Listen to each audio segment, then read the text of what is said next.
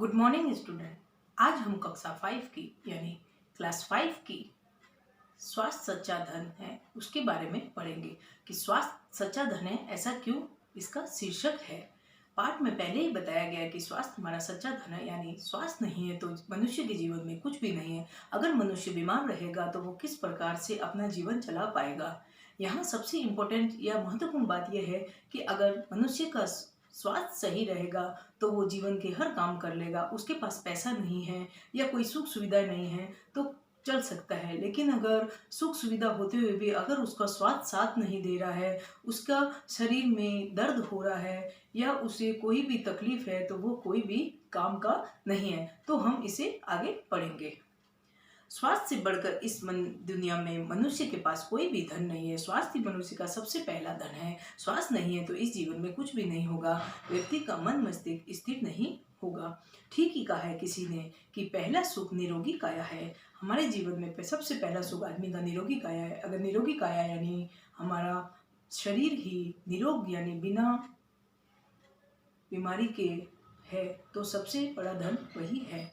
हमारे जीवन में स्वस्थ शरीर का महत्व धन दौलत से कहीं अधिक है। स्वस्थ व्यक्ति ही चुस्त रह सकता है और किसी के पर काम को दुगने उत्साह के साथ कर सकता है। अगर व्यक्ति स्वस्थ नहीं है तो वो कोई भी काम करेगा तो वो आलसी होगा। आलसी वो प्रत्येक कार्य को पर्वत के समान समझता है। उसे हर कार्य असंभव लगता है। वो अपने काम का दोष दूसरों पर ही डालता है। क्योंकि वो अपना काम खुद नहीं कर सकता। उसके शरीर में आलसीपन है क्योंकि उसका स्वास्थ्य सही नहीं है और वो अपना ये वाला काम किसी और पे डाल देता है कि उसने नहीं किया है। एक उदाहरण है कि एक छात्र परीक्षा में अनुत्तीर्ण यानी फेल हो जाता है तो वो इसका सारा श्रेय किसी और को देता है कि पेपर ही या एग्ज़ाम का जो पेपर था या क्वेश्चन थे या प्रश्न थे बहुत ही कठिन आए थे जिसे वो कर नहीं सका। लेकिन ऐसा नहीं है। क्योंकि उसके अंदर आलसीपन है। और आलसीपन क्यों है? क्योंकि उसका स्वास्थ्य ठीक नहीं है।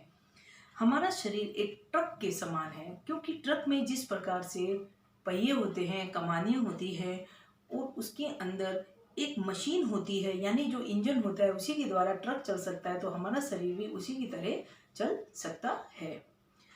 अस्वस्थ व्यक्ति अपने उद्देश्य में सफल नहीं हो सकता क्योंकि वह रोगग्रस्त है। ईश्वर ने हमें स्वास्थ्य दिया यानी एक स्वस्थ शरीर दिया, ये हमारा ईश्वर वरदान है। अगर हमें शरीर हमारा रोगग्रस्त है तो ये हमारे लिए एक अभिशाप है। मनुष्य के जीवन में स्वास्थ्य को इतना महत्व किस प्रकार से दिया गया है? मनुष्य को जीवन में स्वस्थ रखने के लिए उसे व्यायाम करना पड़ेगा। अच्छा स्वास्थ्य के लिए खेल कूद योग साधना आदि ये सब करने से उसका स्वास्थ्य ठीक रह सकता है। व्यायाम और खेल कूद करने से शरीर हष्ट पुष्ट रहता है, मांसपेशियां तंदुरुस्त रहती है, सुदृढ़ रहती है और समय निकाल निर्णय लेने से यानी वो जो समय के अनुसार जो निर्णय ले रहा है वो सब उसके स्वस्थ शरीर का ही कारण है। हमारे शरीर में अनुशासन, संगठन, पारस्परिक सहयोग और सहानुभूति आगे करता मानवीय गुणों का विकास भी उसी के कारण होता है। अनेक आरंभ में तो क्या होता है, हम व्यायाम करते हैं तो हमें बहुत दिक्कत आती है, हाथ पैर मुड़ते नहीं हैं, हमारे अंग फूल जाते हैं, दर्द होता है, लेकिन निरंतर अभ्यास करने से ये सब ठीक हो सकता है। तो निरंतर अभ्यास करने से हम लोग स्वस्थ रह सकते हैं। शरीर को स्वस्थ रखने के लिए पौष्टिक पदार्थों और सादा भोजन बहुत आवश्यक है। हमें तली भुनी चीज़ यानी तेल से ज़्यादा तली हुई चीज़ें नहीं खानी चाहिए। खाद्य पदार्थ की जो भी हम तेल की चीज़ें खाते हैं वो ना खाकर हमें सादा भोजन खाना चाहिए। एक बार में भरपेट भोजन नहीं खाना चाहिए, थोड़ा थोड़ा खाना चाहिए जिससे कि हमें संतुलित आहार मिल सके शरीर को। प्रसन्नचित्त और चिंता मुक्त रहने से भी स्वास्थ्य अच्छा रहता है। आयु बढ़ती है। आयु कब बढ़ती है? प्रश्नचित्त और चिंता मुक्त रहने से।